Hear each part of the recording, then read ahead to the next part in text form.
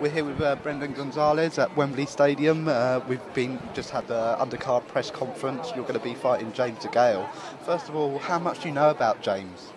We know plenty. Yeah, going into the fight, definitely didn't know too much before the fight was announced, but we definitely got familiar with him during this training camp. And how have preparations been going? Of course, you're with Virgil Hunter, and there's another Brit in your camp with Amir Khan. I mean, how have things been going leading up to this fight? Very good, man. We, again, it's cliche, but we're in top condition. We're ready to go. So it's been an excellent training camp. Very grueling, and I'm happy to make it through. And I'm ready to perform Saturday night. And during the press conference there, Virgil was saying how you went through a really tough spell. You didn't get into boxing until quite late. I mean, what was it like for you? And those spells where you maybe were thinking of leaving the sport, what was that whole process like for yourself?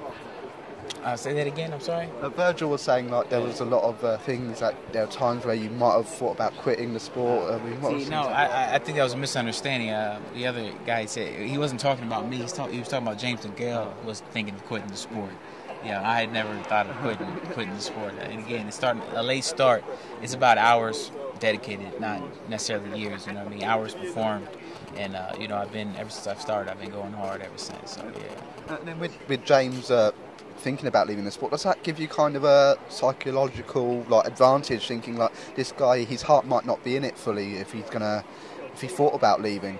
No, necessarily. I didn't know about it until Virgil mentioned the press conference. So I'm not thinking of any things like that. I expect a highly motivated James DeGale coming in Saturday night. And of course, your fight is for an eliminator to fight the winner of the main event here, Froch Groves.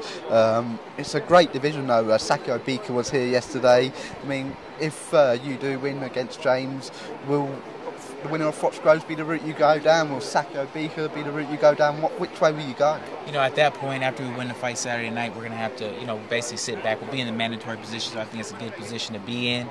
But, anything's possible. It's boxing. Something bigger comes up. But definitely I'm looking towards the title fight. Oh, that's great. Thank you so much. All right. Thanks, guys.